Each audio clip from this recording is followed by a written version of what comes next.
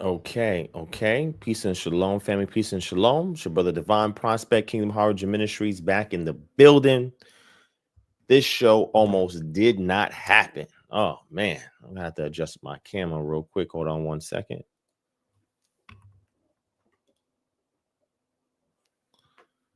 All right. Okay. But I did not want to disappoint the family, so I wanted to make sure that I was able to do the show. Now, this show is not going to be long by any stretch. I had to do a little extra work in regards to work. Today was very hectic today. I got a headache at the moment, and my son wasn't feeling well. So it's like the perfect storm that was trying to prevent this show from happening. But I got in touch with the brother Akpalau, came kind of give him a heads up, told him we could do a quick show today to kind of touch bases on what we were discussing. And then next Friday, we'll be able to have more time to do that. Now, also, I was able to get in touch with the brother that wanted to have the debate in regards to Yahweh or Yod Hey Wav Hey being Enlil. So I did get in touch with him. We was going to do it next Friday, but I'll tell him we'll just reschedule it so that way I can finish this series with Akpalau. And then after that discussion with the brother in regards to Yahweh being Enlil, I'm going to bring Akpalau probably back on so we can discuss the calendar since the feast days are coming up. And that's another important subject matter that I think that we need to get opposing sides on so everybody understands what's at play and they can make an informed decisions themselves. All right. So I'm trying to push through this. Yeah. All right. So we don't want to waste any time. I'm going to bring the brother back in. But before we do, I need y'all to hit 1 if the audio and video is on point. Hit 1 if the audio video is on point, and hit 2 if it's not. So those in the audience, let me know before we begin. Make sure if you're enjoying this content, you're hitting the thumbs up button. Share the video on all social media platforms so we can get more people involved in the discussion, as well as put that algorithm in a chokehold and force it to do what we wanted to do, which is get this information out to the lost sheep, to the masses, so that they can be informed and they can know what's about to come and they can align with Yah. All right. So without further ado, let me bring on our guests. Akpalau, see that you have 2 logins. Yes. Can you hear me? I can hear you, but you have Yeah. 2 logins. Yeah, I got 2 of them just in case. But one of them is useful. I can share my screen a certain way. Okay. But yeah. But how you doing, though, my brother, man? How you doing? I'm doing good, brother. I'm pushing through like always. How are you? Doing good, man. You know, another That's good. Sabbath. Shabbat Shalom. Perfect. Shabbat shalom. I know for you it's evening time now, right? Yeah, man, we in the thick of the Sabbath. we in the midst of it. That's it. All right, before we start, family, like I said, as I showed in the last couple of episodes, the prayer show, if y'all are interested in that talit, click on the link in the description below to purchase you one. Not only a talit, if you're interested in any kind of custom wear, custom gear, custom garments for the upcoming feast days or any kind of formal events or anything like that, the link will take you where you can order those as well. Okay. Also, any resources that I may share on this episode or future episodes, you can get all of them on our Patreon, www.patreon.com/DivineProspect. That's the best way to support this channel. And on top of that, you get immediate return on your investment, your ROI, because there's a plethora of resources on there. We have 1,170 posts, I think, on there. We have tons of content. We have language courses. We have our KHM Holistic Research Paradigm classes on there. We have books. We have articles. We have all types of stuff. So if you're interested in additional content and getting involved in the 24/7, 365 after party after this show shuts down, that's the best place to go. All right. And if you look forward to joining KHM, we have a link in the chat as well. You can sign up and get in the field with us, put your hand to the plow and get this kingdom work done. If you're interested in anything in regards to Kingdom Harbinger as a ministry and what we offer to our community, all you got to do is go on this page and just type that in. Take a look at our KHM chapter launch. We have a whole playlist with those so you kind of see what we're about and what that entails. And this is your way to get involved with this kingdom work, right? And don't just start and stop from the convenience of your couch or your chair looking at this online. It's the other 50% when this camera goes off is the real work that's been done to build up Yah's kingdom. All right. Okay, so with that out the way, I'm going to go ahead and open up the discussion now. What I wanted to do, and I know we had talked a little bit about how we're going to conduct this short show, but I wanted to address those 14 points that you have brought up previously, the things that you wanted to discuss in regards to the emphasis on vegetarianism by the early Christian sects who were Jews, as well as the I think you mentioned the Nazarite vow that you said that Jesus, James, Jude, and other family members took. And then you went into a couple of other things as well. I think it was 14 points, if I'm not mistaken. So what I like to do is address maybe the first two real quick, and then I'm going to hand it off to you to take it from there. Okay, is that fine? All right, cool. Yeah, that's cool. Yeah, no doubt. Do you know what you want to share today? Which point? Yeah, we're gonna just do our dissertation on the Jesus in the temple, so that way we just get past that, you know, and then Now, how long is that? This is maybe about 15 to 20 minutes. You know what I'm saying? I'm gonna run through it. I ain't even gonna. Okay, I'm gonna give you 12 minutes. What can you do in 12 minutes? I can get through it. You sure? Okay, because like I said, Yeah. you don't have to rush, because again, we're gonna have some more time. Well, we're gonna do yeah. Okay. Well, if we're gonna do 12 minutes. You want to? I'm saying 12 minutes to present, but we can interact longer than that. Yeah. All right. That's cool. Okay. So are you okay with going over those points that you had in that document in the last time we talked? You had like 14 points in there. Are you okay going through that?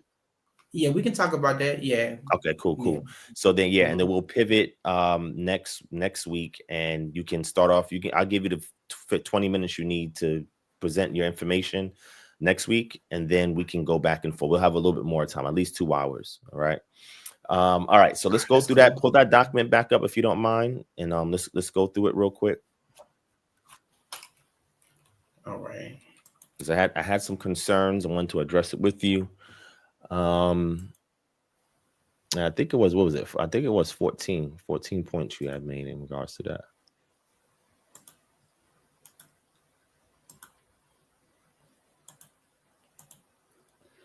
All right. Can you see the screen? Nope. I don't know if you can see it. Oh, wait. Hold on. There we go.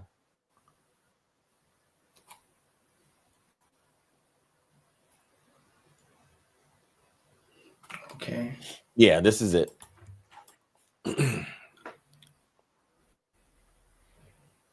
All right. Yeah, I think we can. All right. So you want this? Okay. Yeah. All right. So let's start with number 1, right? Dealing with the community rules.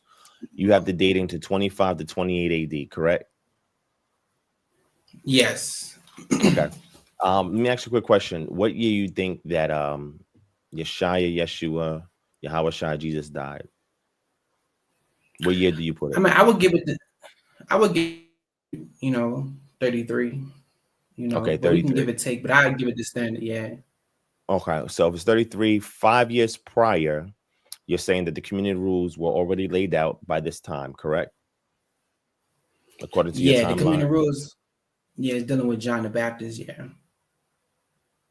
So does this deal with Jesus at all, or just John the Baptist? Which one? John is deal with John the Baptist, preparing the way for the master to come, for the teacher of righteousness to come.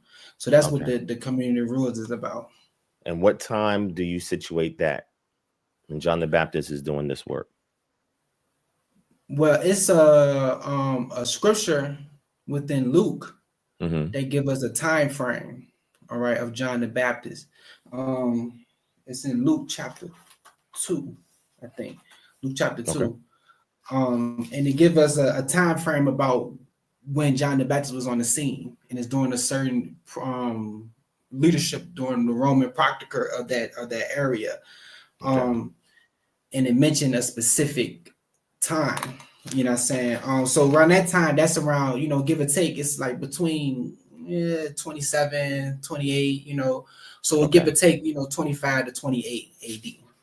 Okay, is the teacher of righteousness on the scene at this time?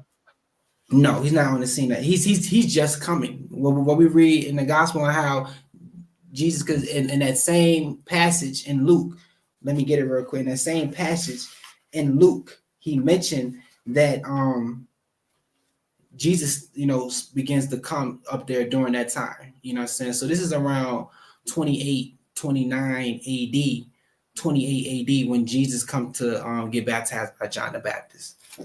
Okay, and his ministry was about a little over 3 years, correct? Yeah, we can say that. Okay. Yeah. Gotcha. All right. Yeah, if you have the scripture, you could definitely pull it. But I want to address the community rule because I see that you have a point there that says reflects communal values, which I agree with. And then you have dietary restrictions that align with vegetarianism, right? Yeah. And that's the point that I want to discuss with you. So using the same source that you have on page 110, when you finish with that, I want to address that real quick. Well, we can go to it. I was looking for the description. Okay. So on page 110, the time span. Okay. On page 110, it says, when these become members of the community in Israel, according to all these rules, they shall establish the spirit of holiness according to everlasting truth. They shall atone for guilty rebellion and for sins of unfaithfulness, that they may obtain loving kindness for the land without the flesh of holocaust and the fat of sacrifice. All right. So are you saying that this particular quote is aligning with dietary restrictions similar to vegetarianism? Yes, according to the community right here, when the community would be established, because this community would be established within this community will be actually established. You can still see my screen? Yeah, screen's still up. So I'm gonna pull it up on my screen. You see page 110. Yeah. And just so that people know, there's a so this the Now you got it. Go ahead. Now go ahead. Now I'm just gonna say that going back with the community, they saying that when they establishing this community actually having 12 leaderships within this community. All right. So in that same passage that we're reading, when we actually go to page 108. All right, I'm gonna go to it. I gotta let it catch up. Go to page 108, which this is the community rules, and this is go with Roman numerals, but this is VIII. Okay, this is VIII, and this is how it's actually read within the Dead Sea Scrolls. So, but I'm gonna just if you got the Penguin Classic, the Giza Vermas edition, is letting you know. Okay, you can follow along just by the pages. So on page 108, it starts at the bottom of the page, right there. I got it.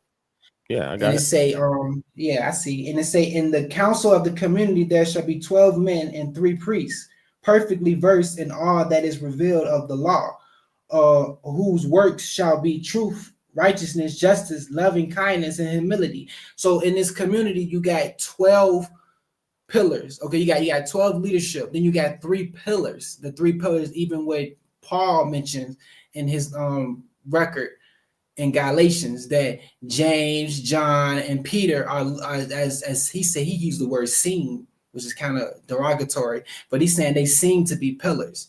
All right, and then Eusebius, in church history, he explains that according to Alexandria, Clement of Alexandria, he explains that in his writings, that Clement Alexandria states that James, Peter, and John was the ones who got, some extra wisdom from Yeshua, and then they passed it on to the rest of the disciples. So as we can see within the scrolls, that it's a leadership that's set up like that. You got 12 apostles, then you have 3 pillars. All right. And it actually makes up 15 altogether. So you're saying that this applies to Jesus and his followers?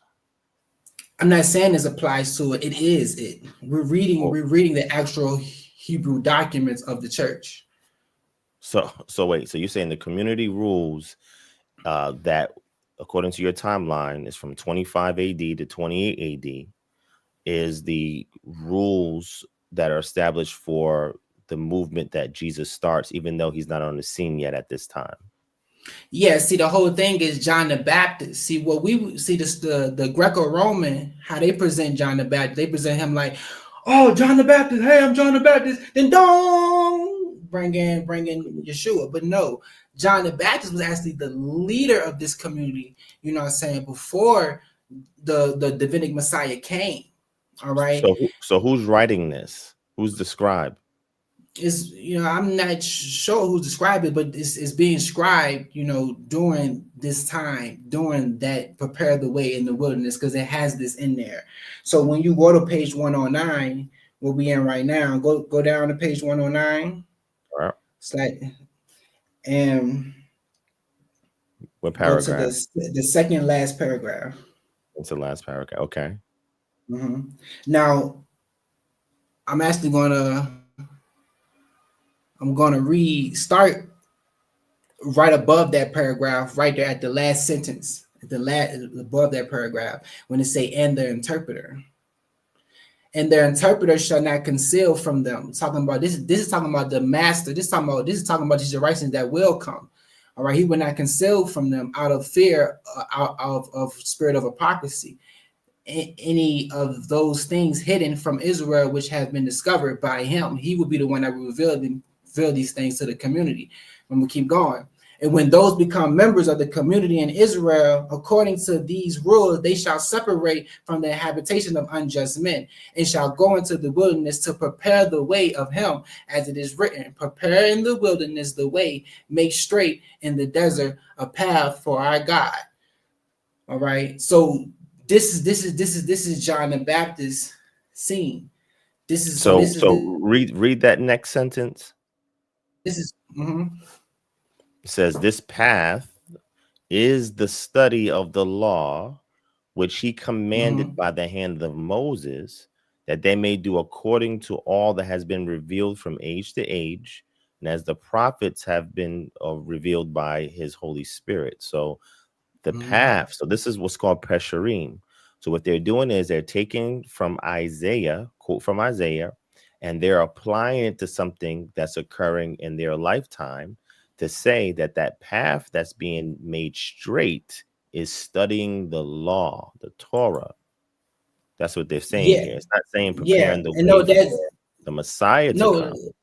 Because the whole community rule aspect, when you're reading in this full totality, is setting it up to prepare the way. This is what the master is going to be doing. And I can show you that this is what the master is going to be doing. It's preparing the way. So we call the instructor, the interpreter. There's different ways. So the whole community rule aspect is laid out for the preparing the way for that master that's coming to solidify the deal for the new covenant. All right. Because then when you go into the Damascus document, the teacher of righteousness already came, and the new covenant was already solidified because he already came. All right. The community rules is before the teacher of righteousness come. So they're preparing the way. So when you read Mark, when you go to the Greco-Roman Gospels, and when you read Mark chapter 1, it starts off just like we're reading the Dead Sea Scrolls. And in the beginning of the gospel of Jesus Christ, the Son of God, as it is written in the prophets, behold, I send my messenger before thy face, which shall prepare thy way before thee. The voice of one crying in the wilderness, prepare ye the way of the Lord, make his path straight. John did baptize in the wilderness and preached baptism of repentance for the remission of the sins. So what we're reading right here, we're reading that movement right there. So somebody's scribing this about a movement that did not start yet, because you said this is before Jesus comes on the scene, right? This is what I'm saying. The movement was already established. The movement is preparing the way for the master to come. The master will come to that movement to solidify the new covenant. To that movement, Jesus came to get baptized at that movement that was already established. he came to solidify that when he got baptized, you are the one. You are the one I've been waiting for. According to the gospel of the Ebionites and the Nazarenes, it says something a little different. But it said you are all the prophets I've been waiting for. All right. And so you said that the same thing. Yeah, so you said the provenance of this document, we don't know who the author is, right? It's anonymous, but you're saying they're part of that movement that John started. That's what you're saying, correct? Yeah, I mean, this author is somebody within Essene understanding, because this because the Damascus document shows you that this group rose 490 years after the Babylonian captivity, and that's going to lead you into the late second century BCE, which was the same time period that the Essenes was started. So somebody with No, go ahead, brother.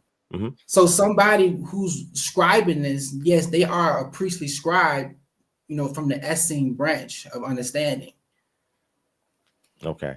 So so your definitive conclusion that this Yahad community is Essenic, right? They descend from the Essenes that was established during the Grecian occupancy of Judea.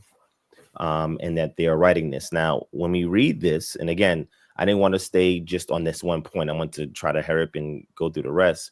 But these are rules for anybody who enters into this community, and this community has a strict location. Now, the Essenes can be seen, according to Josephus, in different areas, right? But this particular community here, they have amongst them the Zadokite priesthood, the Kohanim. Yeah, and this is the hub. The Zadokites are also scribes. That's another role that the priesthood had, which was actually write and capture information. So are we saying that amongst the followers of Jesus and John, they were Zadokite priests? Oh, most definitely you had Zadokites, amongst matter of fact, the church itself was full of Essenes. All right. Now I have a professor, which you would know because we have his books, is James Charlesworth. Right? He tells you, I have a video of him speaking that. He tells you that majority of the priest that was probably a part of Christ Church was Essenes. And you can go back in the first, you go back to the first century, and you ask the Essene would tell you, oh yeah, I'm a part of Christ Church, and I'm also an Essene. I'm a part of the movement. I'm a part of the Messianic movement, and I'm also an Essene. So the question is, when Josephus is recording history and antiquities during the 60s CE, he never mentions any connection between the Essenes and the messianic movements of his day. For example, he mentions James, the brother of Jesus, and never connects him with the Essenes. So why is this crucial detail that you're saying that since they're inexplicably connected, why is Josephus missing this detail? Josephus is not missing the detail. He's hiding the detail. Oh, he's hiding it. Okay. Yeah, when you understand Josephus, when he gives us his definition about Essenes, and then when you go into the early church understanding of what the things that they actually did historically, the comparison is unbelievable. He's giving his dissertation about the Essenes, but he's not letting his audience know that these Essenes are messianic. All right. These are these, and then to tell you the truth, in the 2nd century, you got a historian, Hippolytus. He tells you that it's different sects of Essenes. All right. So when you're looking at the Qumran Caves was the headquarters and was the original sect of Essenes, and then you had things branch off, like the Zealots, Sakari, and all of them. They are branches of the Essenes. Interesting, because the difference is the Essenes withdrew themselves from. And Hippolytus say this. But yet the Zealots are found amongst Jerusalem. So we have an issue there. Yeah, The zealots can be found the all up and down Jerusalem, but their Essenes withdrew away from Jerusalem purposely. No, that's not true. I don't know where you got that from. Okay, I'll read the source Josephus tell you that they everywhere around Israel. Philo tell you they everywhere around Israel. All right, but they do have a headquarters. The cities they're in as well, and then we also mentions them as well. And they have a gate. They have an Essene gate at Jerusalem, my brother. Okay, so what you have to understand is that yes, the Essenes, you did have a group of them that separated themselves and created that HQ. Okay, created that HQ. You're talking about the ones responsible for this right here that we're looking. They are the original ones. Yeah, they're not going into Jerusalem.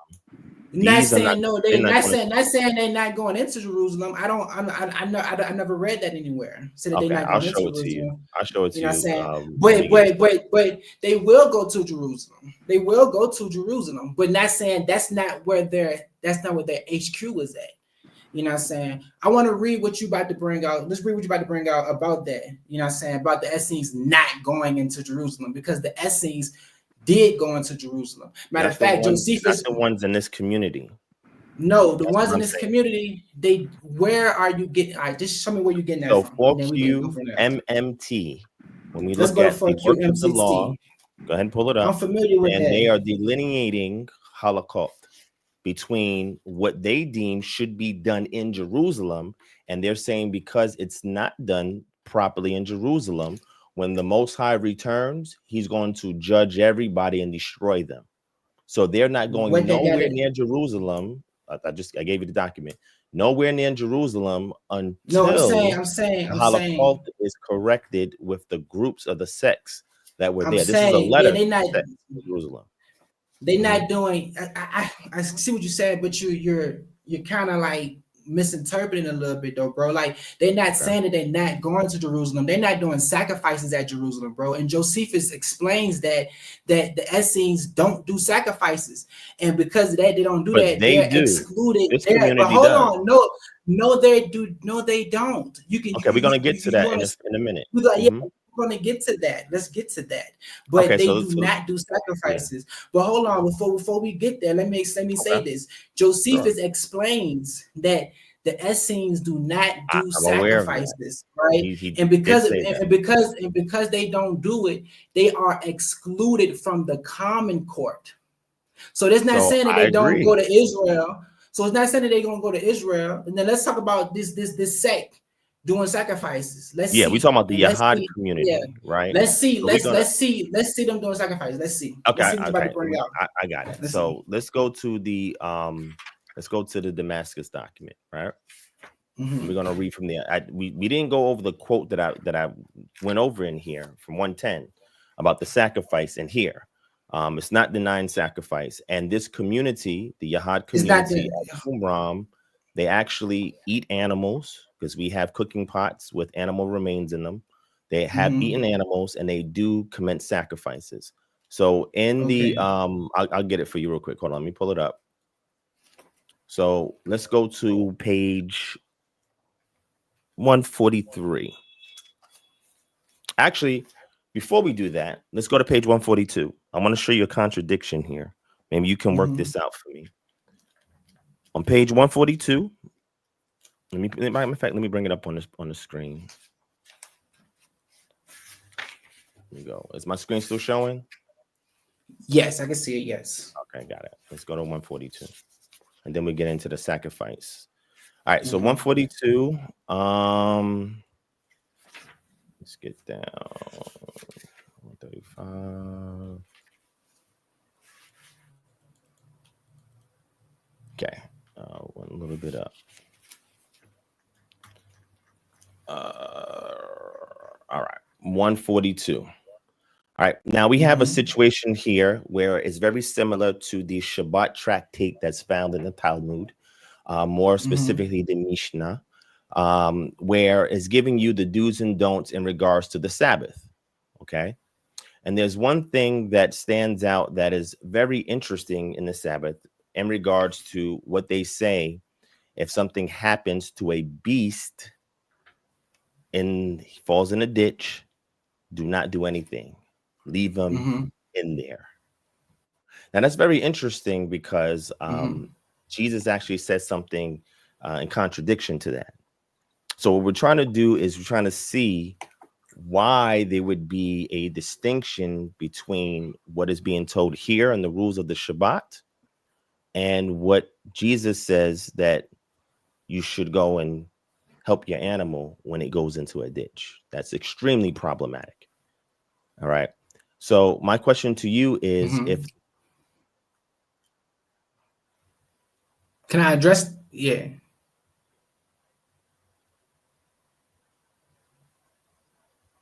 I can't hear you. I don't know if it's me or not. Oh, I'm muted. Can you hear me now?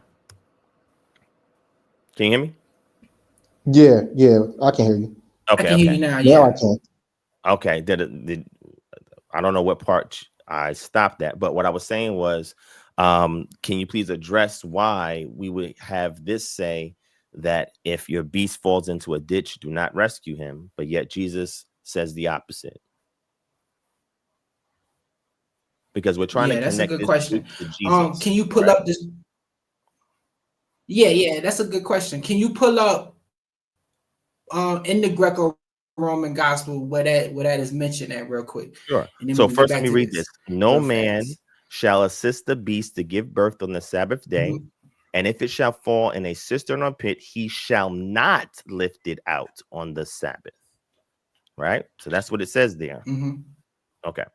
So if we look at Luke 14:5, he says something different. Now, this is all a matter of halakah.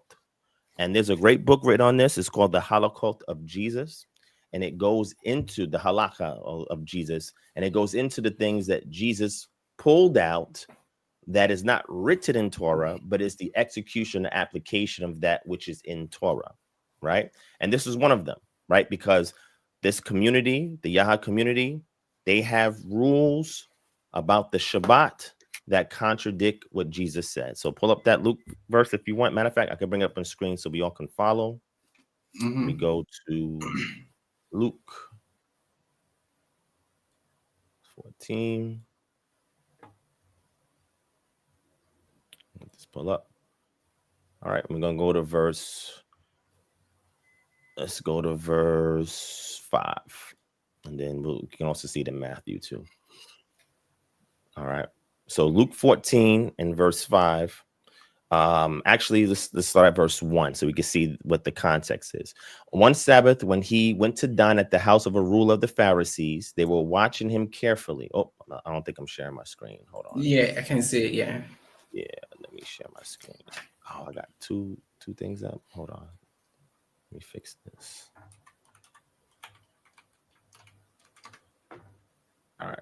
Let me close this one right here. Okay. All right, let me share my screen now.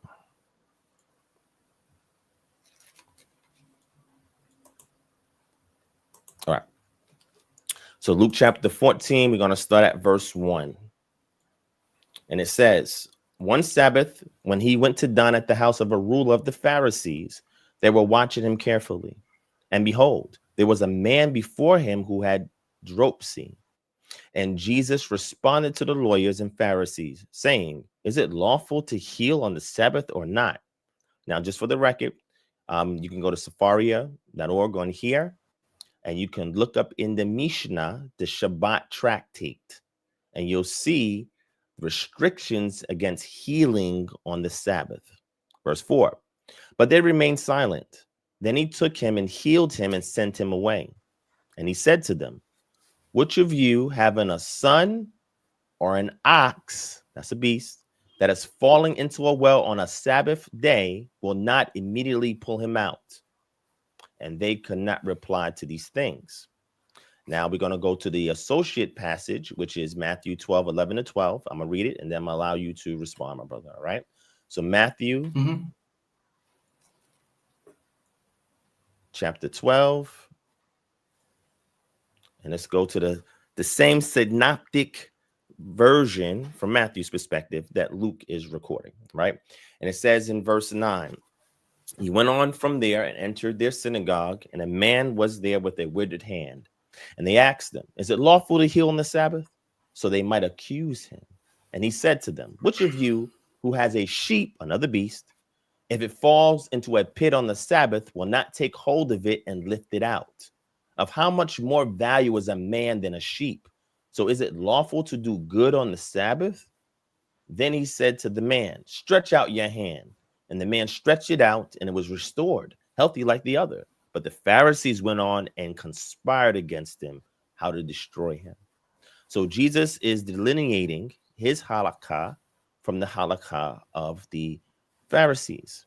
In this case, the Pharisees teach, and again, we have Pharisaic progeny within the Mishnah, that on the Sabbath, it is unlawful to heal somebody.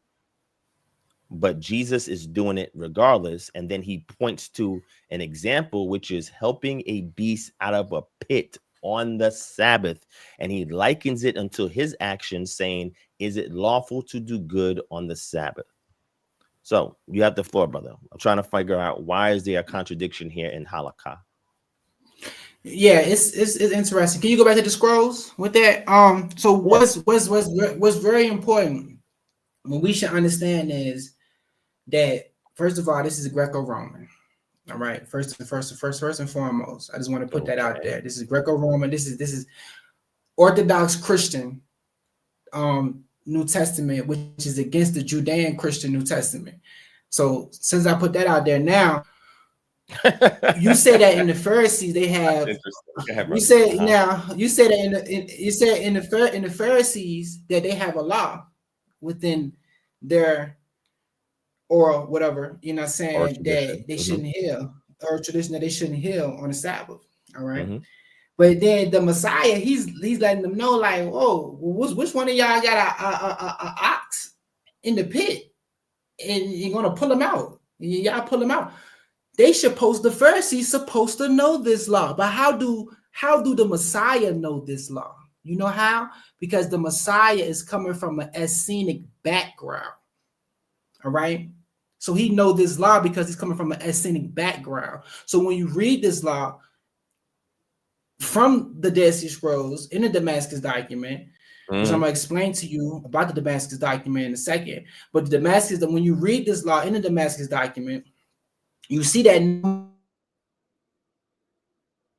should assist the beast to give birth on it to fall, or a pit, he shall not lift it out on the Sabbath. How the Messiah knows this law, but the Pharisees, yeah, you can hear me? Yeah, I can hear you now. Okay, so the Messiah knows this law, but the Messiah know this law, but the Pharisees don't. Like I said, the Pharisees don't. So what happened is, in the Greco-Roman, what they did was they tried to put the Messiah against his own, culture, against his own sect that he come from. So when they're creating it's a thing that they call, the scholars call the creating of Christ. They'll take the real historical Christ and then they'll create a Greco-Roman Christ. All right. And that's what they did with this. Okay. And I can show you other instances on how they had, hold on. I can show you other instances of where they got the Messiah going against his own sect. When he said the sons of light, he mentioned something about, some of y'all are wiser than the sons of light. Yeah, he says about those in the secular realm are wiser than the sons of light. So, all right. So let me ask you this, right? Yeah, so that's a play. Yeah, the first point is, this is prohibiting. This is halakha. This is prohibiting anybody from withdrawing a beast on the Sabbath day if it falls into a pit. Yeshua, Jesus, Yeshua is saying, if your beast falls in a pit, who will not take it out? Is it not okay to do good on the Sabbath? Which means is a contradiction between him saying it's okay to get a beast out of a pit on the Sabbath, but here in the Damascus document is saying don't take your beast out of the pit in the Sabbath. And you're saying the reason why it looks like that is because it's because of the Greco-Roman version of the book of Luke and Matthew. So if you're saying that that's the case, can you show me another version of the New Testament that is in alignment with this, that says Jesus saying, don't take your animal out of a pit if it falls on a Sabbath, because then he would be in alignment with the rules here in the Damascus document. Like, what New Testament can you show us where it agrees with this halakha and Jesus is echoing what's coming here? I think he froze. No, he's still there. You still there? Yeah, he's freezing up a little bit. Yeah. So I'll give him a moment, and then I'm gonna go into this last point before I run out of time in regards to the sacrifice. But what I'm trying to do is show the brother that when you go to, okay, you can, okay, good. Okay, yeah, can you show us a New Testament version that Jesus is saying something different than what we have in the Greco-Roman text that I just read?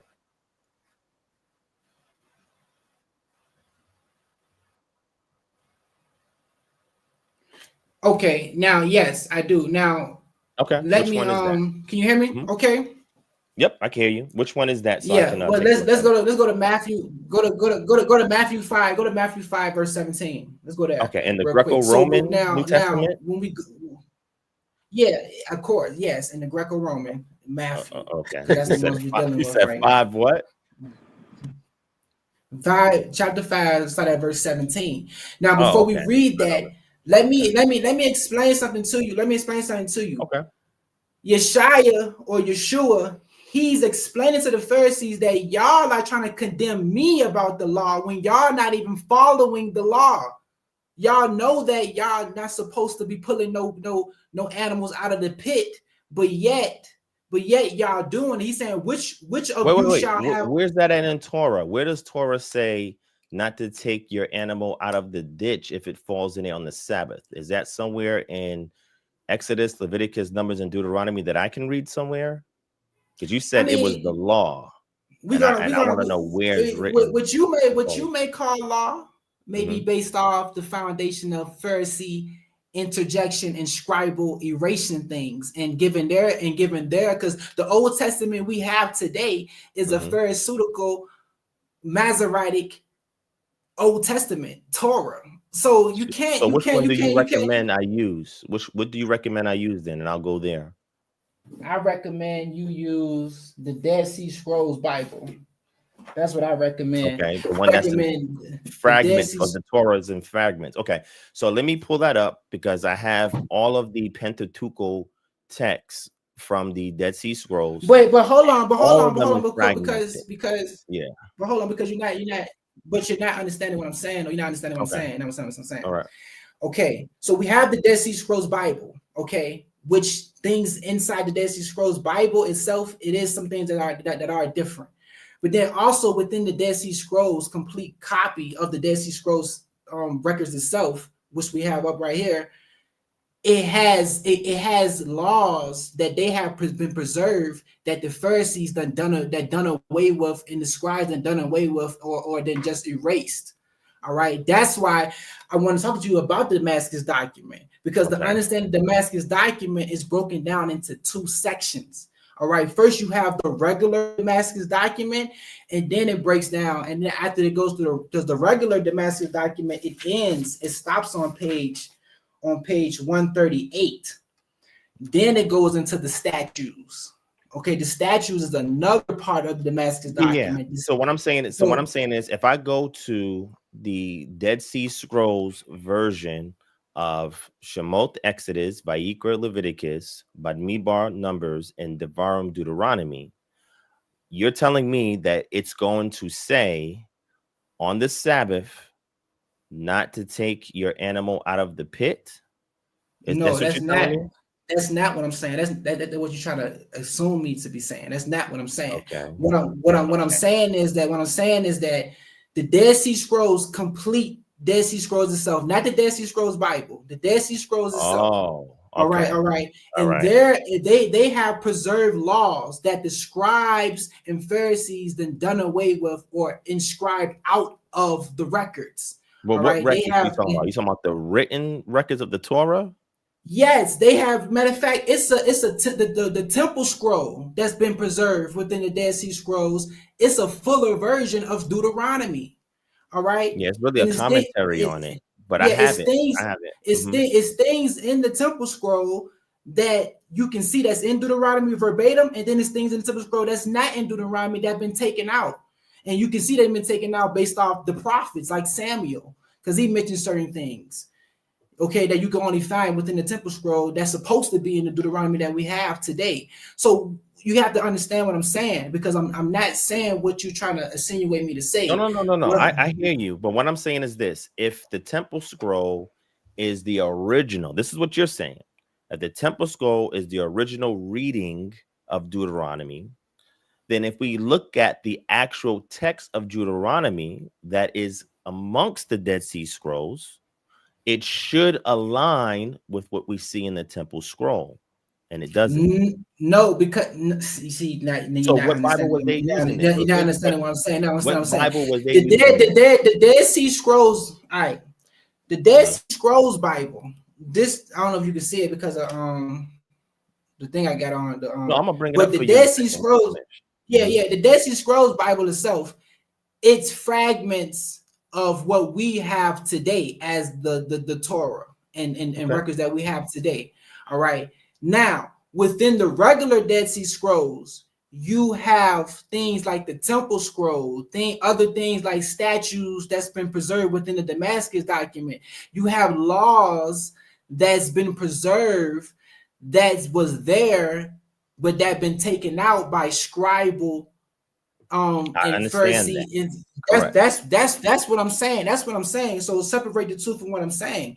So when we look at the canonical Leviticus or the Dead Sea Scrolls canonical Leviticus, it's going to be some differences, but it's still going to be a majority of it the same, because they're giving you that aspect of it.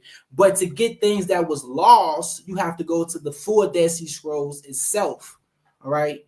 That's what I'm saying. Got it. So like for example, we have 11Q3, which is a Deuteronomical text that is part of the canon amongst the Dead Sea Scrolls. And we have let me see what else I have here. 4Q44, and these are things I'll bring up on the screen so you can see. And with these things, we're also going to see it compared to the Masoretic text to see if there's any variance, right? Because if we go to the portion where it talks about the Sabbath, all the Sabbath portions in the Torah, and we look at it from the Masoretic text, and then we look at it from the Dead Sea Scrolls text first, and do that one-to-one comparison, we're going to see a 89% agreement. The places where we don't see much agreement are the places where we have nothing to show for in the Dead Sea Scrolls, because those portions are fragmented.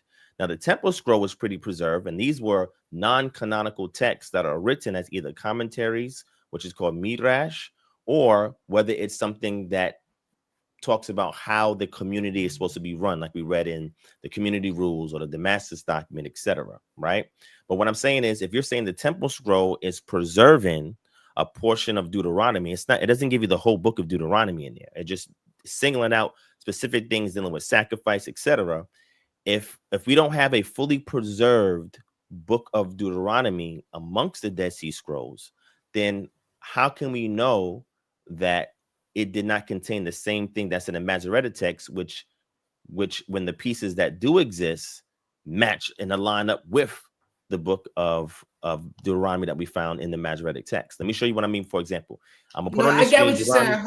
I understand what you're saying. I understand what you're saying, bro. I understand what you're saying. All right. So the fragments in the Dead Sea Scroll of the books of Deuteronomy that lines up with the Masoretic text, even though it may be some slight differences, I'm not talking about that. Now, going back to the Temple Scroll, yes. Now, within the Temple Scroll, you're able to see certain things that's in Deuteronomy and that's in the Temple Scroll that is totally different, and things that's in the Temple Scroll that you know that should have been in Deuteronomy is not there. It's cut short. And I have an example like the within Deuteronomy when it comes to the information about what the king's supposed to do. Okay.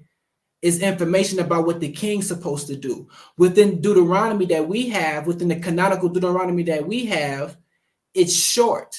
But in the temple scroll, it's a fuller version with more understanding. Yeah, to that's let you called an know. exegetical So, commentary. Yeah. no, that's no commentary. What are you talking? That's no commentary, brother.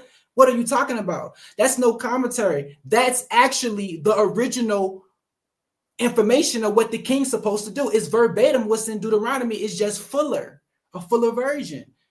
That's what I'm saying. That's not commentary. We got to separate the commentary from what was actually a scripture in the Dead Sea Scrolls. All right, because I study the scrolls, bro. I study this, so that's not commentary. What's in the temple scroll? That's not commentary. So let me what's say in the this temple scroll is not commentary, bro. So let me say this real quick, right? So, and you can look this up, and if you want some resources on it, I'll be more than happy to share it. There's something called Lectio Brevior. Now, this is a Latin term for a feature that is found when we're doing textual criticism. And what that dictates, or the rule of that, is that when you see a rendering that is lengthened, we see this happen in the Septuagint a lot. We see this happen in the Targumim a lot.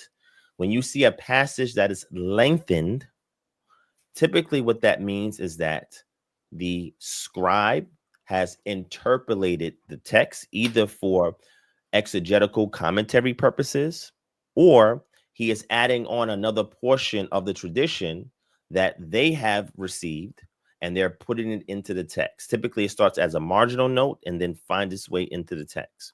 So the most original form of any rendering in the text is going to be the shorter version.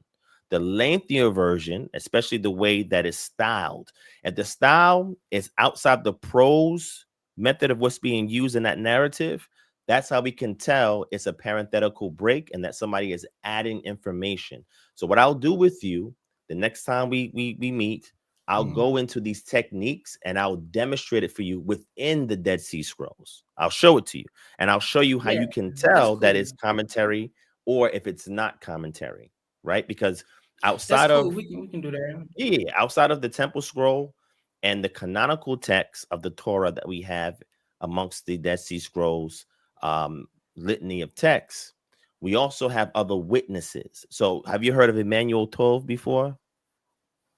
Emmanuel Tov. Nah. He's the world's foremost scholar of the Hebrew Bible and textual criticism. So when he does textual criticism work, he uses the Dead Sea Scrolls, he uses the Septuagint, he uses the Masoretic text, he uses the Samaritan Pentateuch, he uses the Nash Papyrus, and the Decalogue that we find from fragments from about 600 BCE. He uses all these things, and he shows the differences, the similarities. He shows you how you can identify if something has been added or taken away. All these techniques are known by scribal tradition that's been handed down. You can see these things, right? And the only reason why I'm bringing this up, brother, again, it's not a point of contention. I'm just sharing some information with you, is that I've examined it. You see what's on my screen right now?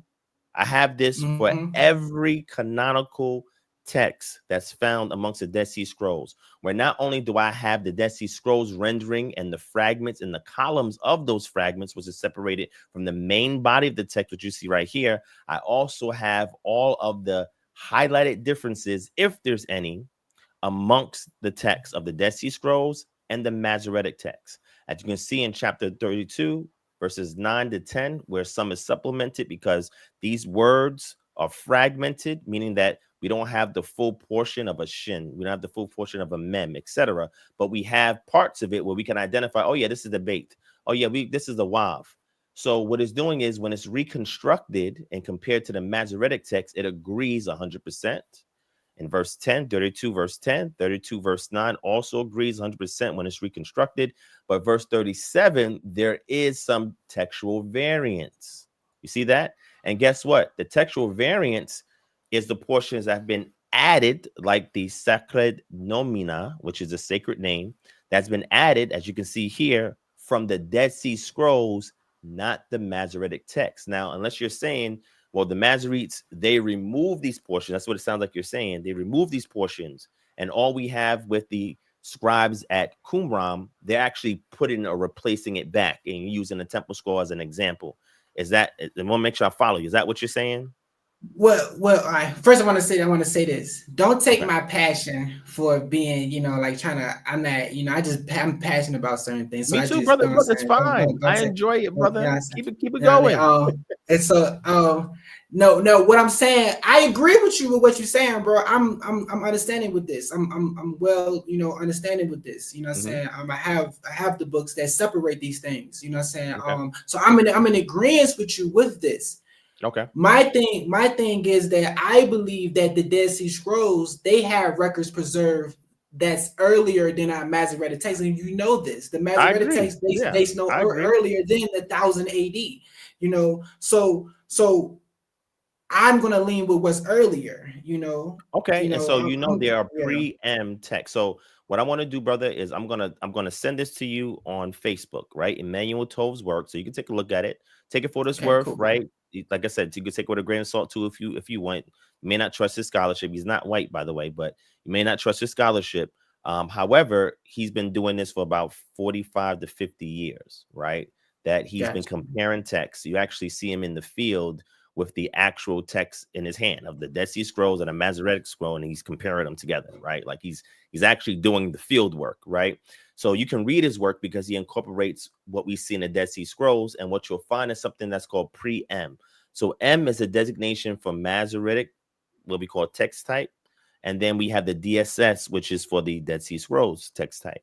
And pre-M were going to be versions of a proto-Masoretic text that's found amongst the Dead Sea Scrolls, which means when you read all these fragments of the canonical text amongst the Dead Sea Scrolls, even amongst themselves, there are textual variants. So what I'm saying is, if this is a monolithic community, they should have one canonical text that should be original. There should be no textual variants, no differences. It should be in unison if it was one sect that was there. But the fact that we find scribal, what I'm just saying, like if I write something and you write something, if I write script, you write script, and let's say we're writing the same thing, right? Well, because of my handwriting, you can tell that a different person authored that. And in my writing, I add or take away some information, and you add and take away some information that's different from what I'm adding and taking away. We know that there's two lineages of scribes that are writing and copying. So what I'm saying is, even amongst the Yahad community, they didn't have a monolithic canon, because if they did, there would be no textual variants amongst their own texts. But I agree with you saying. I agree with that's not a point of discussion, amongst me and you, to be honest. You know what I'm saying? I understand that, because the community itself, they were keepers of these scrolls, especially during after the Greeks Empire, because they tell you in Maccabees that the priests, they went around asking people, do y'all have any records? Do y'all have any records? Do y'all have any records? And eventually, and then Josephus tell you that they are the ones who took pride into preserving our records. So around their time, they already got records that already been falsely scribed with things that already been redactions, for centuries ago and everything. So things that they even preserve is already corrupted also, and they knew that. They understood that too. But then they did find a record that they tell you, which is in the Damascus document. They tell you that the record was found during the time of Josiah, the sealed book of the law. All right, and which was the book of Moses in the Tanakh too. And then so that community, they actually had that record though. They had that record, which is what scholars today would call the Moses scroll. All right, which is very controversial right now. So now let me double back so I can give you the floor again. So let me double back. So I'm gonna move away from this. I didn't want to go too much of a tangent, but the key thing is in the point that I brought up about rescuing a beast from out of a pit during the Sabbath. When Jesus is saying that's okay, and the Damascus document is saying that's not okay, you're saying that the Greco-Roman New Testament that we have twisted Jesus' words to put him in contradiction to what the Damascus document is saying. Is that correct?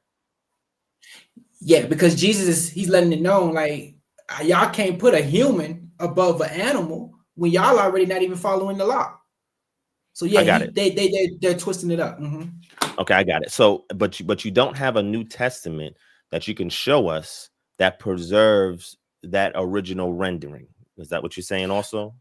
Outside of Matthew 5, verse 17 through 21, when you know the Ebionites take pride in that, that's how I believe this quote is going back to the historical Jesus, that he said, "Until heaven and earth pass, no jot, no tittle surpass from this law." You know, so Jesus was a law-abiding Jew. All right, and then in the Recognitions of Clement, which is a Nazarene Ebionite record, they actually had that same quote from Jesus saying it, but it's a little different, and it's letting you know that the law and everything stands except for things that were added. And remember that came about the 3rd century CE. Well, so you say 3rd century, but I have historical analysis, all right, and textual analysis that you have the sense of the date to the first century. The Essence of James. The Essence of James is which is I know the Essence of James, and that's compiled within the Recognitions of Clement. Okay, that's in the an first apocryphal book. text, though. So do you say the Essence of James is canonical? Is that how you see it? I mean, when we talk about canonical and non-canonical, we can't do this when we're dealing with the early church, because who's the ones that created was canonical and non-canonical? The proto-Orthodox group, the Orthodox group, their New Testament. But we know, like, from the Ebionite text, the Ebionites are considered to have the gospel according to the Hebrews, or the Gospel of Matthew.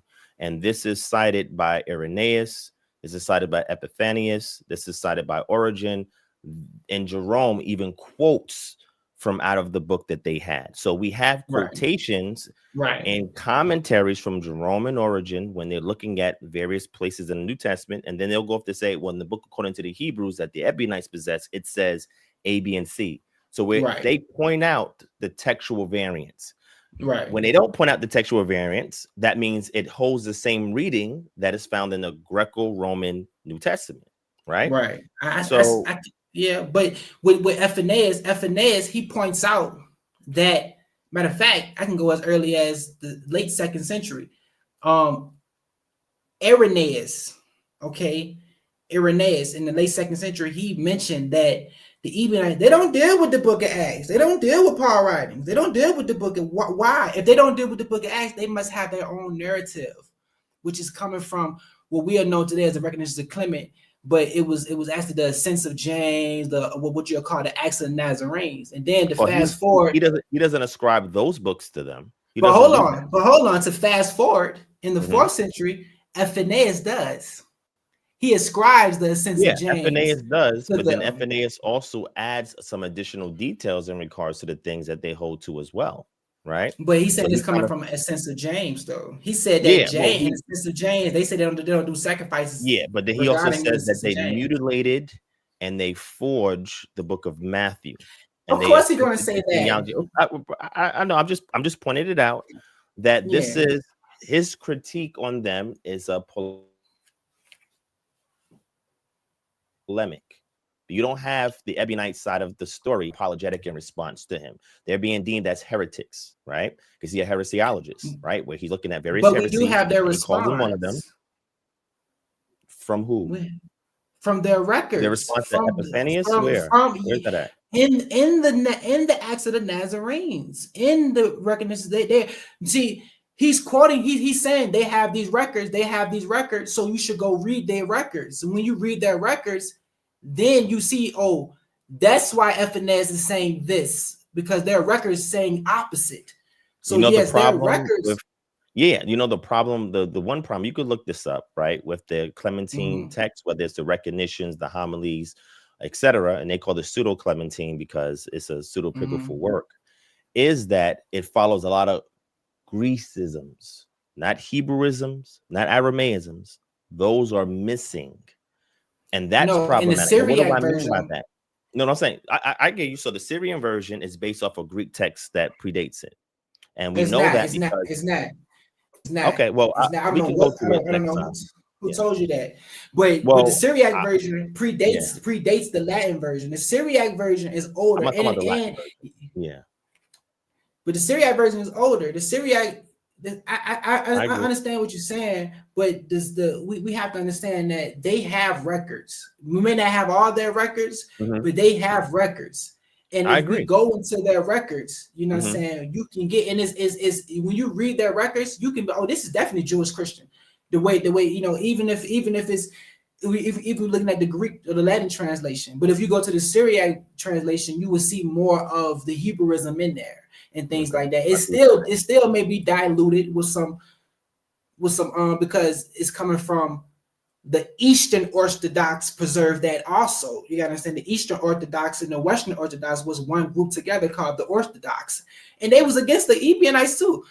We may deal with the Syriac version of the Old Testament, but at the end of the day, we know that been preserved by the Eastern Orthodox group. All right. Well, here's the issue with that. So I subscribe to the OSS, right? The Old Syriac Sinaiticus. That's what I subscribe to. And that's the closest we have in Aramaic, because Syriac is a Middle Aramaic dialect. It's the closest we have to the Aramaic that was spoken in northern Israel, i.e. Damascus. Okay.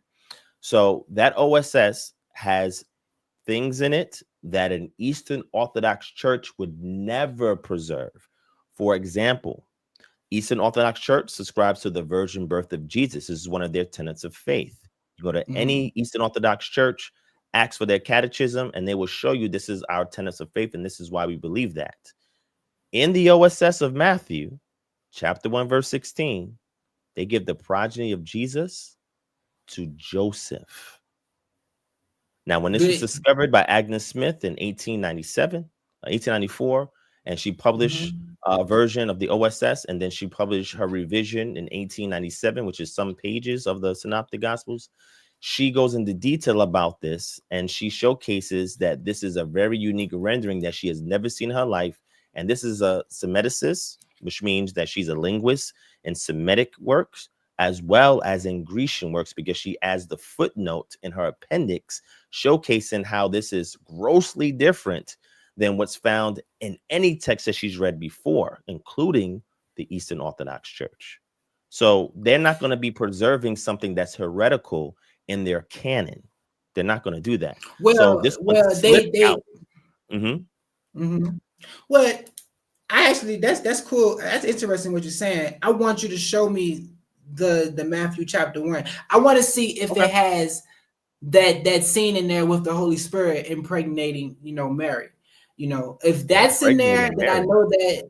Yeah, I want to see if it has that scene in there with it saying that that she was with child before Joseph came before.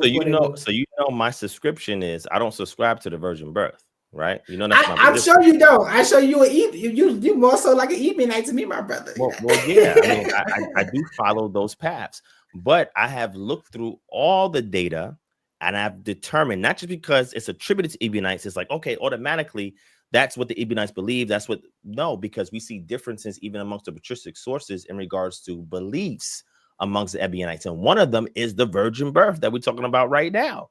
They even had differences amongst the Ebionites and whether or not that was authentic or not. And he points this out.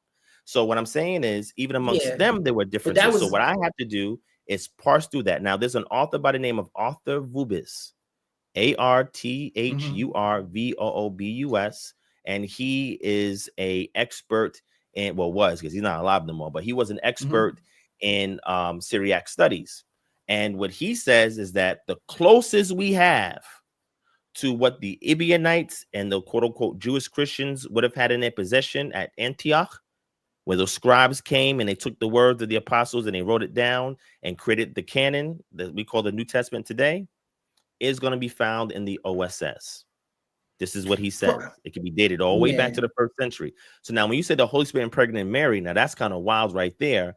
But in the Greek text does promote a virgin birth. There's No, no way around it. I'm saying within the Syriac version. That's what I just said. Syriac text does not promote the virgin birth. Of this new. I'm saying I want to see what does it say when it like does it allude that she was pregnant before Joseph and her got married? Does it have that? Yeah. Let's look at Matthew. Let's look at it in the Syriac because now I agree with you that the Syriac version will be the closest thing to what we have to what their scholars may call the Q gospel, or the original thing that Matthew may have wrote before it was translated out of Hebrew. All right, so I agree, but we only have fragments of what we know. You know what I'm saying? And we have early church fathers like Papias, the earliest church father that mentions about a Matthew. So what I'm saying is that the Syriac version that we have is still coming from a Greco-Roman translation, even though it may be missing things. I mean, let's look at Matthew 1 and look how it is. Because according to the Ebionite, they didn't have it at all. Mm-hmm. This would be the thing. You would have to produce the original Matthew. If you can't produce that, then how can you say what's in the original or not? You can't even give us a New Testament for us. Based off the fragments, of the Jewish Christian Gospels, they did not have no lineage for Jesus in there like that. It wasn't even written like that. They didn't have it wasn't no scene about no Mary getting pregnant with John. That scene it starts straight with John the Baptist. Well, that's Matthew chapter 3, and that's from the same thing starts with the Q gospel. But then we have an opposing source that says that it was mutilated and 2,200 lines of Matthew was removed in the Ebionite version of the gospel, which means they say that there is a genealogy, it's just mutilated. Now, what they mean by that is that they are. Mm-hmm. Go ahead. What you say? They would say that it was mutilated because first of all, if Jerome's saying that the Ebionites and Nazarenes, they use the same gospel, he quotes that and say that, and then he say that the Nazarenes, they have the original Matthew. So if other sources is saying that, like Essene is saying that they mutilated, the Ebionites mutilated, or they finessed the chapter 1 in Matthew, how is that so when they have the original Matthew? That doesn't make sense. Yeah, I got you. So again, these are their opponents speaking about them. So this is why we have to keep that in mind. It's very important to know that this is not them saying that. This is their opponents giving commentary on what they believe they received. Now, there's a good book that I recommend that you take a look at, and it's a companion to a book of heretics. And what it does is that it shows you the lineage of knowledge that flows from Irenaeus all the way down to Jerome. And we can tell who actually had communication with these groups, such as Epiphanius, Jerome, and Origen, and who were just borrowing from Irenaeus' original work, which is everybody else. Papias, Justin Martyr, who actually tolerated the Ebionites and the Nazarenes. He didn't even demonize them or call them heretics, but they are called heretics much later by subsequent apologists who were these Christian patristic sources, right? So on the screen, what I have here, it's very similar to stuff that you've also have as well in your presentations. And what it is all the quotations from the patristic sources that mention all the books, right? So Epiphanius says they have the gospel according to Matthew quite complete in Hebrew, for this gospel is certainly still preserved among them as it was first written in Hebrew letters. Then he goes on to say, and this is from Panarion, and the gospel that is in the general use amongst them, which is called according to Matthew, which, however, is not whole and complete, but forged and mutilated, they call it the Hebrew gospel. It is reported. This is what he's saying. Then he says, but their gospel begins, and this is what you're referring to. Again, this is Epiphanius's account of what he's claiming is there, right?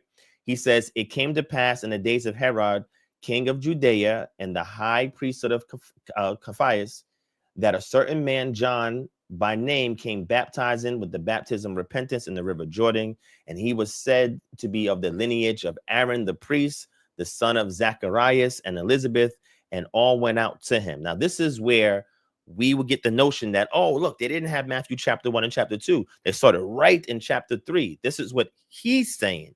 But I'm going to show you where we have a difference in regards to that, right? So this is Epiphanius, and you agree. This is what Epiphanius says, right? When he goes down to Panarion 30, 14 and 3, chapter 14 and paragraph 3, he says, but these people have something else in mind. They falsify the genealogical tables in Matthew and start us opening, as I said with the words. Then he goes on, it came to pass in the days of Herod. So he's saying that they falsified the genealogical tables, which means they had one. He said it's just falsified. And then it opens up with what we see him saying prior about it came to pass in the days of Herod. So he acknowledges that there is a genealogical table in Matthew that they had, but he says it's been falsified. That's why he doesn't count it as authentic when he says they have a complete version of Matthew in the Hebrew. He doesn't count the genealogical table as authentic. Hence why he says it's forged, mutilated, and they falsify the genealogical tables. But everything else after that, he says, yeah, that's authentic. Yeah, that's right. That's correct. This is him saying this now. Well, let me, so he wouldn't know. Now, let me. Well, I don't mean to cut you out. No, you good, King. You got it. The thing is that Essenes, he's lying, and I'm gonna tell you how I know he's lying historically. Got it. Okay. How's he lying? Or he's saying what he's saying because he's trying to get people to understand the Greco-Roman Matthew. Okay. So now this is how I know he's lying. Okay. First of all, that when you look at Matthew and when you look at Luke, both of them use a common source, what scholars call the Q. Sorry, can y'all hear me? Can you hear me? Yeah, you talking about the Q document. Can y'all hear me? Which I'm thoroughly familiar with. Yeah, the Q gospel, the Q document, that common source, it doesn't start nowhere. It has nothing about the lineage of yeah, of I'm aware of that. It's a sayings gospel when it comes to sayings gospel. So if their reported sayings gospel, which is Bishop Papias, he reports and say that Matthew wrote oracles about the Lord, which this is early 2nd century, way before Irenaeus, way before all of that. You know what I'm saying? He mentioned 2 gospels. He mentioned the gospel of Mark and he mentioned the gospel of Matthew. He ain't mentioned nothing about no gospel of Luke. He ain't mentioned nothing about no gospel of John. I mean, he mentioned some things about John, but he ain't mentioned nothing about no gospel of Luke or nothing about Acts, to let you know that those things are later or something later. All right. And then Irenaeus mentioned those things in the late 2nd century AD. All right. So back to the Matthew. Yeah, so he wasn't the only patristic source, just so you know, that was quoting things at that time. So in the 2nd century, we have Justin Martyr, nobody dialogue with Trifo, he actually quoting scripture. Yeah, he's quoting scripture. Yeah, but you have nobody. He's quoting the memoirs of the apostles.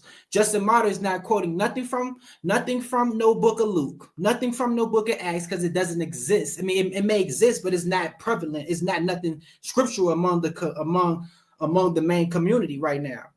Show me where the first that's a great conversation. We're gonna have. That's a wonderful conversation to have. Hey, let me share a quick book. Yeah, go ahead, brother. No, go ahead. That's a wonderful conversation to have because no Acts is mentioned or no Luke is mentioned until Irenaeus in the late 2nd century, and that's facts. That's historical facts. All right. Wow. Now outside. Now back to the Matthew thing. I'm gonna say this, and I'm gonna let you go back. Explaining what you're saying. I know Essenes is lying because that the Q gospel itself, that document, which is the document that the author of Matthew, the Greco-Matthew used, and the author of the Greco-Luke used, they use a common document. And in that common document, it has nothing about a Jesus lineology that we see in Matthew 1 or that we see in Luke chapter 3. We don't see that in the Q document. And if it was in the Q document, then why is it two different virgin birth stories? It's not going to be in the Q document. Remember, the Q document is hypothetical. We don't have the Q document. And the argument from a scholarly we do have Matthew and Luke. We do. We do. And again, I agree the genealogies have some differences, right? That's very evident. But what I'm saying is in the Q document, it's hypothetical document because we don't have it today. It's not produced anywhere, but it's considered to be a Essenes document. And the reason for that is because the current consensus is that Mark was the first gospel. It's called the Markian priority. And descending from Mark, you have passages in which Mark speaks of an account, and you see it in Luke and Matthew. Luke and Matthew are borrowing from Mark, and they're expanding on that particular perspective. But then you have portions where Luke and Matthew tell about an event that Mark doesn't record, and they equate that to the Q document because it's typically a saying. And then you have an L lineage that produces Luke, an M lineage that produces Matthew. And then you have places, and those are the places where it's isolated, where Luke has something that Matthew and Mark doesn't have, and Matthew has something that Mark and Luke doesn't have, becomes the M source and the L source. So you have the MA source for Mark, M source for Matthew, L source for Luke, and the Q source, where again, Matthew and Luke are borrowing from sayings from this hypothetical Q document, borrowing sayings from that, and they're putting it in their particular gospels that Mark doesn't have. And obviously, John is a whole different beast altogether. But let's do this. I want to reel it in because this is like what you said is important. What you said is important, but I want to so people can understand that. Yes, it's scholarly. It's called a hypothetical document, but scholars know textually that it was a document that was used between Matthew and Luke. Well, yeah, they're proposing that. Yeah, I'm saying that's a proposal. Correct. The reason why they say it's hypothetical is because it has not left the hypothetical status because we do not have it in its entirety, nor do we have it quoted outside of the Gospels themselves to verify the document actually existed. So that's why they say it's a hypothetical document, right? So let me do this. Let me do this real quick, right? Let me fast forward to my last point because I'm running out of time. And I want to get back to the topic that we're talking about, which is meat eating and sacrifice, right? If we go back real quick to the Damascus document, right? I'm going to end it off in this. And again, next week we'll have a lot more time. And I'm glad that, my brother, that you are engaging in these type of conversations and looking at this type of research, because it's very rare in our community that we have a lot of people that can have these type of conversations. So I do appreciate your eloquent and studious manner and you being an autodidact in looking into these things and educating yourself, because it's very difficult to get this type of information from a mainstream seminary. They don't teach this type of stuff, right? So that's why I have to give you credit for being able to hang with these conversations, because you have invested a great deal of time and effort into knowing what you know, right? And I appreciate that. But let me just end it off with this last point that I want to make in regards to the Damascus document. On page 143, can you grab page 143 from the Dead Sea Scrolls, Eisenbaum publishing book we've been using so far for the Dead Sea Scrolls, and go to page 143. And again, my brother, are you familiar with halakha? Are you familiar with like I'm familiar with it. I'm familiar with it. It's just that the Dead Sea Scrolls, they preserving some laws that's not being preserved anymore in Israel because of the wicked priesthood that took over. All right. That's just my standpoint. Okay, cool. All right. So let me try to bring it up on screen. And this is page 143.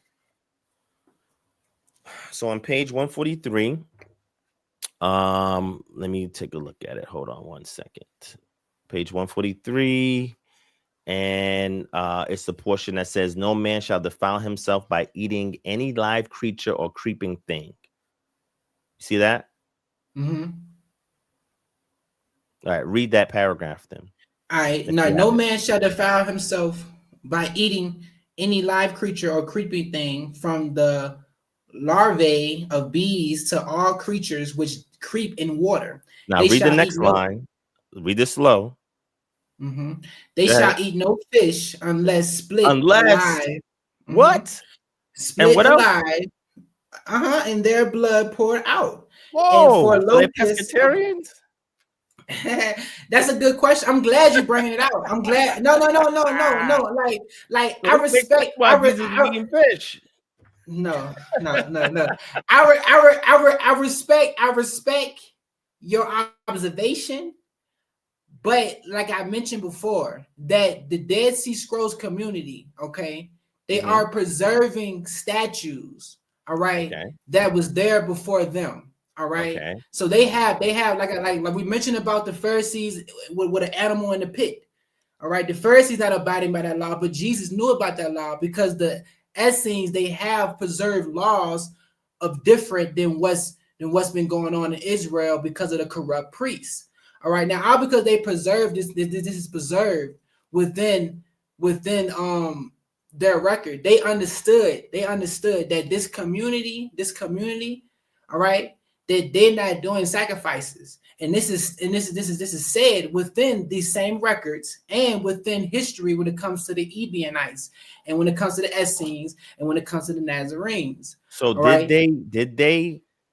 they not permit fish to be eaten if it's split in half and the blood is drained? That's what they just said. It's already preserved within the law that was given to us to do sacrifices. Because so they was eating fish. I'm asking, were they eating fish? No, they weren't. They wasn't eating fish. They wasn't eating fish, but they had laws preserved that was given to us when sacrifices was given to us for a time. All right. So they have laws preserved on sacrifices because sacrifices was given to us for a time. This is their halakha, right? So they're giving instructions. This is not from the canon of the Tanakh.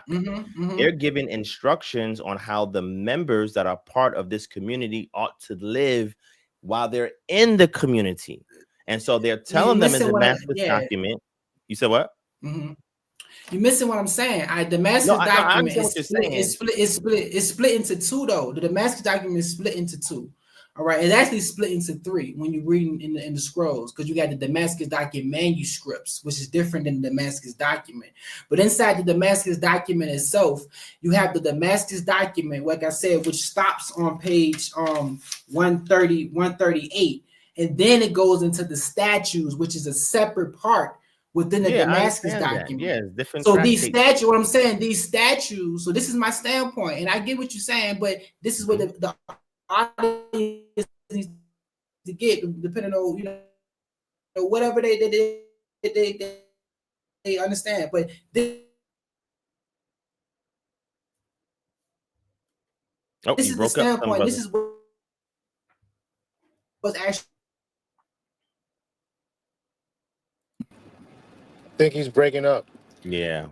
He's still breaking up. The standpoint of it historically is that this community, they preserve. So what you're saying? Let me just. I can hear you. Still breaking up. But let me just So what you're saying is they're just preserving something that pre-existed their community. It does not mean that they themselves are actually practicing this.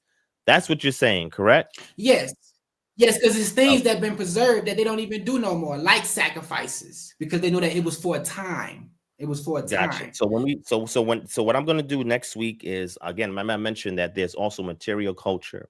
I'm going to show you everything that was excavated from those regions in the 1994 to 2003 expedition that was made there in that area. And I'm going to show you all the cooking pots with animal remains where they're eating fish and they're eating other types of animals that was found in the same context of the scrolls. Yeah, definitely.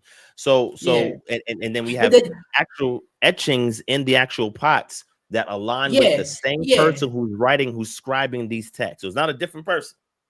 That's not stuff on pots and stuff that they're cooking animals in they're eating. That's true. I mean, that's nothing new to me though, because scholars didn't bring it out, on the reason why that's there, and it's not like it's a graveyard full of bones. It's not even that type of I never party. said that. I never said that. Yeah, so I just want to make it clear. I just want to make it clear because it's not going down like you're trying like to what you find in Jerusalem. Because what I'm going to do is bring an excavation of Jerusalem as well, where we do find a lot of bones, right?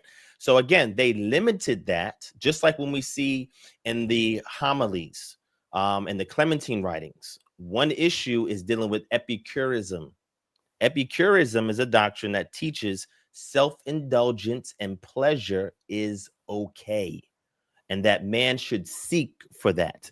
But when he finds it, he should also do it in moderation to limit the consequences of said actions, right?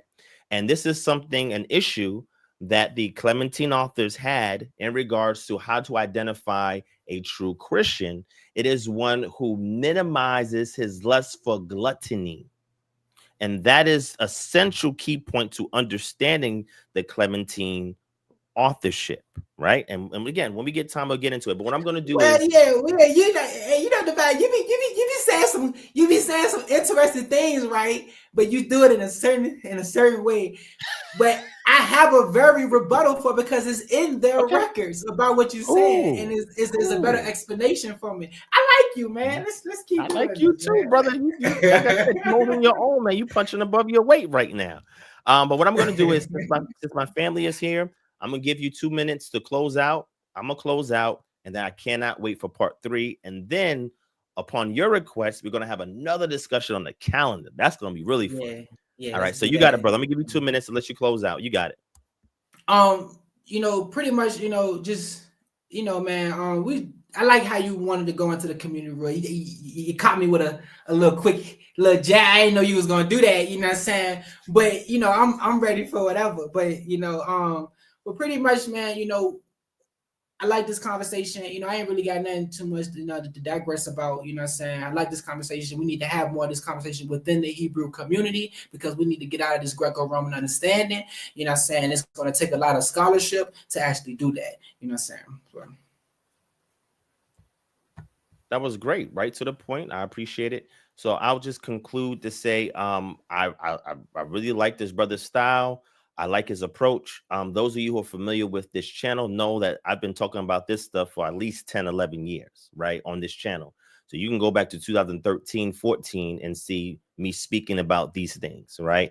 And in that PowerPoint, it actually showed, and maybe you want to go check that out, Akpalau, is when I was debating vocab Malone. I created a whole PowerPoint. It was a 4+ hour dissertation in regards to mutilation of the book of Matthew, or interpolation within the book of Matthew.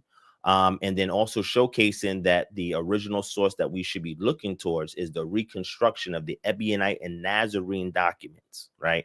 So I tell people all the time on here, if you're an Israelite and you subscribe to the Messiah and keep the Torah, your progeny or your pedigree must go back to those original groups, and we must reconstruct their words, their practices, and their stance, because everything that we have today comes from their enemies. Right? Because their enemies were the victors, so therefore they can write history the way they want to write it, but we must defend their integrity, because they can no longer do that, right? Or was not even able to do that. Like in the book Nazarene Christianity, which I'm sure you have as well, we see the persecution of these groups all the way to the end, right? So the next time we have a discussion, we're going to go a little bit more detail. The brother has a nice little presentation you want to share with us. I want to make sure that we all watch it. Again, I don't deal with straw men. I want from the horse's mouth whatever they subscribe to, whatever their position is, and then I deal with what they put out.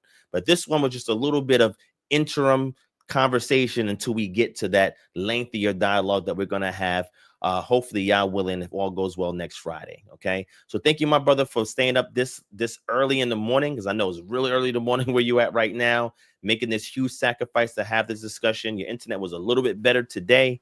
Hopefully it's a little bit more better next week.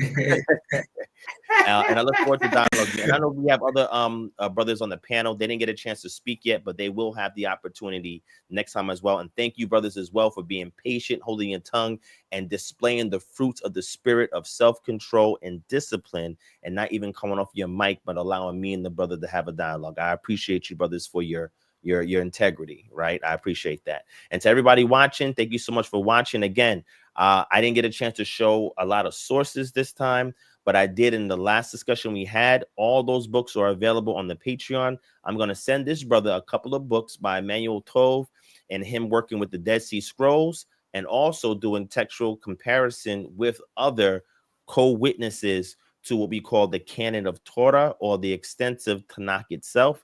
So he's aware of it. I don't like ambush scholarship. If I have something, I want him to have it too. And for us to have a reasonable and fair and sincere dialogue where both parties have access to the information. That's the only way we can build if we're sincere, right? So I appreciate y'all for watching. Thank you so much, brother. Go to our Patreon, www.patreon.com/DivineProspect, and go sign up so you can get all this extra material, so you can kind of get a little bit of background before me and him go into our dialogue.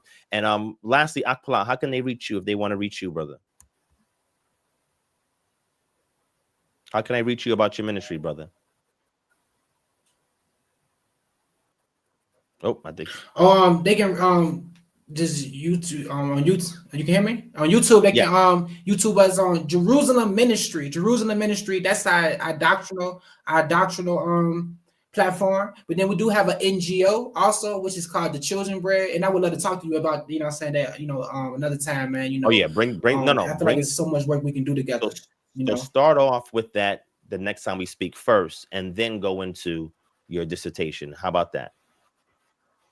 That's cool. That sounds good. Okay. At the end of the day, I want to make sure that we're also on the same page and we have a bridge built with the services, programs, and other things that we offer to community, because I would love to work with this brother, especially since he's on the other continent where our people are at, and we can kind of build a bridge and work together and push this movement where it needs to go to help the lost sheep and those in our community that are starving for assistance, guidance, and leadership in these dark days. Now that we see everything that's going on now, it's really crazy. This is going to get worse.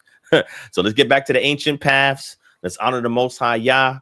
Let's understand the Messiah that he sent. Let's get the perspective of the Messiah from those Jews who kept Torah and subscribed to him, because those are the ones, in my perspective, and I'm sure my brother can agree, who had the truth of the matter, and who preserved the words of Yeshua.